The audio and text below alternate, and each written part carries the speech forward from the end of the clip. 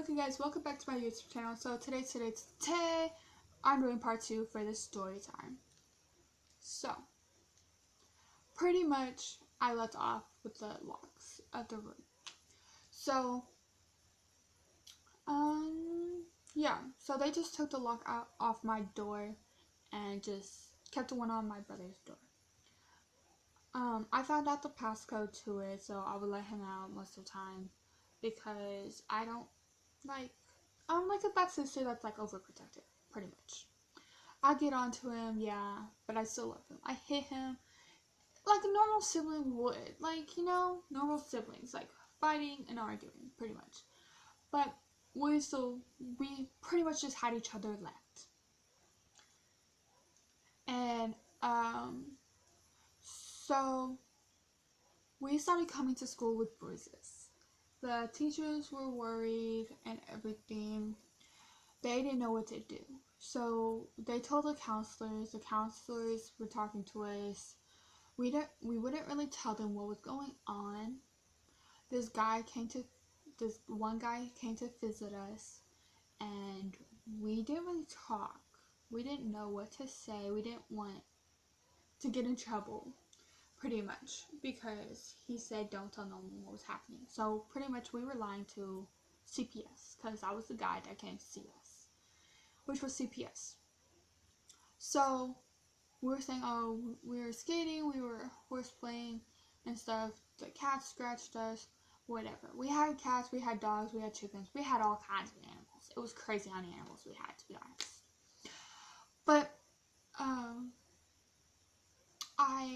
they hid the badge from us, so maybe we would have told them something, So they came to the house, and we were like, okay. No, I was like, oh, I remember that guy. Why is he at my house? So I didn't really question it. He talked to my dad. I just came home, did homework, ate. When the guy left, he started abusing us again. So I was like, I want this guy back in the house, in my head. But it was whatever. The guy wasn't coming back. He closed the case, and when he closed the case,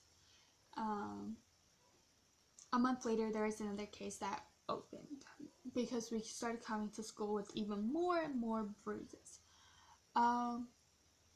So they decided to put another case on us. So just remember, throughout the 11 years of us staying there was cases open with CPS, but they weren't major like these. So whenever we did that, they did that, whatever, blah blah blah. But this is where it really kind of started when my mom moved to the Netherlands in 2016. My dad said that she said, okay, so I started getting worried because my mom said that she was going to pick me up. So I was after school for a talent show. She was going to come pick me up. She didn't come pick me up. So I was like, what's going on? Where is she? And everything. So I got into the car, and it was my dad. I was like, where's mommy? She's like, he's like in the Netherlands. Or on the way to the Netherlands. I was like, okay. And my brothers weren't in the car, so I thought, oh, maybe they're at home. So one of them was at home eating. So I was like, okay, whatever. That's that. That's all that, So I was like, okay, where's Papain? Which is their personal child. And he's like, grandma is dying. So they went over there to go say goodbye. And I was like, why can't I go? They're like, he's like, because we wanted you to stay with your career because you're doing really good with your career, with your acting, and we just want that to go well for you. I was like, well, I want to see my grandma. And of course he was lying to me, and I didn't know. So I was like, okay, when are they coming back? He's like, in 2 weeks.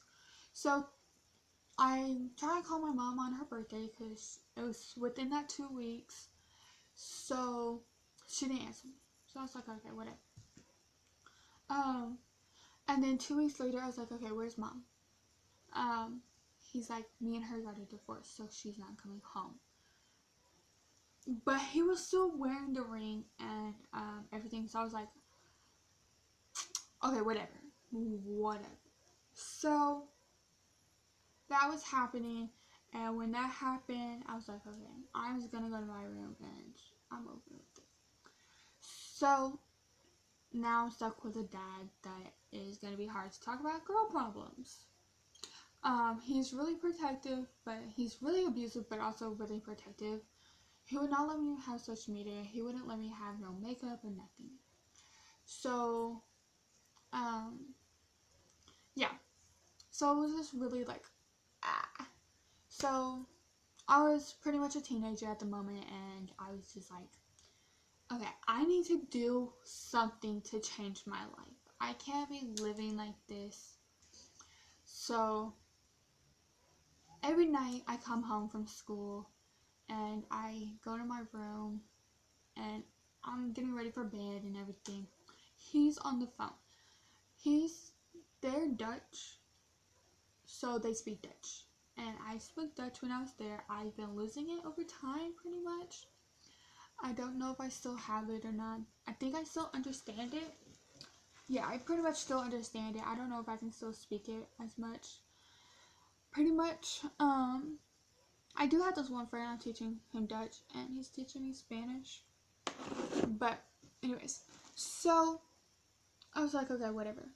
And he was talking to my mom, and he was like, okay, I'm moving over there pretty soon. Just need to get rid of these kids. So pretty much, I got mad. It's like, what do you mean get rid of these? My head was like, what do you mean get rid of these kids? So I was like, okay, whatever. You know, just whatever. So I was like, okay, I'm just not gonna deal with it. So I got out of my bed and went to my dad's office, because his office, this is pretty much my room and this is his office right here. So we shared the same wall, so I could hear. So I went and it was like, what the hell are you talking about? Why do you want to get rid of this and all that? He's like, yeah, you're not supposed to hear that. Why are you not asleep? It's like, I was getting ready to go to sleep because remember I came home late. He's like, oh yeah, I forgot. It's like, yeah, you can try and get rid of us, but it's gonna be hard. He's like, no, it's not. I was like, okay, whatever. The next day I went to school and just was like, okay, whatever. I'm like two different people. At school I'm one person, and at home I'm a whole different person pretty much. So I went to school, came home, and I asked my dad, can I have social media? And can I wear makeup? So that's where the whole argument started. He's like, no. I was like, okay, fine. I'm a teenager. Teenager, pretty much. So I like to do things that my friends do. Like, because, like, you're learning about life, you're a teenager. Pretty much, I'm about to be an adult right now. So, it's just whatever. So, I never got social media until 2017. But, yeah. Anyways. So, we got into an argument. I was like, okay, whatever. So I went to my room, did homework, and then took a shower. And then I was like, okay. He's like, dinner time. So I was like, ooh, yay, dinner.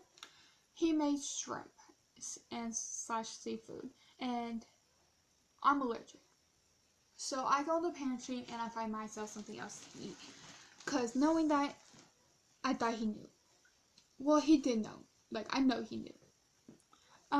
So I just was trying to make a sandwich. He took the knife and put it against my neck. I was like, what? My head was like, what to do? I'm crying, panicking. I don't want to end my life, pretty much. I don't want no scar right here. I already have a scar under here. That's like another story time. But, so, yeah, that happened. And when that happened, I was like, okay, whatever. I was frightened to death. I didn't know what to do. I was so scared with my life. So, after that happened, he took the knife away. He was cussing me out. It's like, I spent 2 hours trying to cook this. I was like, okay, whatever. I'm allergic to seafood and you should know this. He got mad because I caught an attitude. So he got his gun and put it against my head. So I was like, okay, my life is about to end right now. And I screamed and told Thomas to go to his room. So Thomas went to his room so he wouldn't see it. I got really scared. I bent down. So the gun was like right here. Like it was like right here. And then I bent down. It was right here. So he moved it down. I moved back up. So it's just like right here now. I was really scared. I didn't know what to do. So I ran and I went to the seafood. And I threw it at him. Pretty much I got the pot and just like at him. So I was like, okay, I'm going for a walk. He's like, okay, it's 6 o'clock, be back by 8. So that gave me 2 hours. So I was like, okay, whatever. And my neighborhood at the moment was about a mile. So I was walking to the front of the neighborhood and then 2 police officers came with sirens. I was like, what is going on? But I thought deep down, it's not going to be at my house. You know what I mean? So it clearly was. So they stopped by me. It's like, have you seen a girl that's mid-tall, kind of tall, but not really, blonde hair, blue eyes, about 13 years old? I said, I'm 14, so I don't know what y'all are talking about. Well, then they gave me the name, and it's like, they said Kim Delaney. I was like, sir, that's me. What's up? So they're like, put your hands up. So I put my hands up, and of course I had my phone in my hand, and I was like checking the time. I was like, it's only 6:30. Well, it's not 6:30 on my phone, but it's like 6:30. So I was like this, and they're like, put the phone down. I was like, yes, sir. So I put it in my pocket, and I put my hands up. They grabbed one hand at a time and put it behind my back into handcuffs. So they grabbed my phone and put it, and like, whatever they did with it. They brought me back to my house and they said pretty much, here's your child back. Keep a better eye on her. I was like, he gave me 2 hours to come home. He let me leave at 6. He's like, come back by 8. They're like, well, he was worried about you. I was like, well, he shouldn't be because he's really abusive. And that's when everything started happening. So the police officer told me to go inside the house and watch my brother because he was at the window crying and panicking and have a whole panic attack. He does not like police officers, and pretty much that happened. And he saw me in handcuffs, so he thought I was getting arrested. I was not getting arrested, but yeah. So that happened, and then the police also talked to my brother after he was calm, after I calmed him down. So, and then talked to me, and then talked to my dad again. It's like, okay, and then called me and my dad in the same room, and we talked. He said it might be a good idea to put you in a mental hospital. So I was like, no, I'm not going to no mental hospital. I'm not mental. I don't need none of that.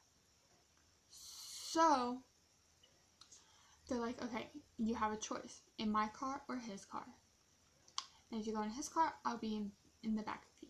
I was like, fine, I'll be in his car. So I was in his car, and we went to the hospital, the mental hospital. We went to West Spark Springs, see if I would get admitted in. So yeah, stay tuned for part 3.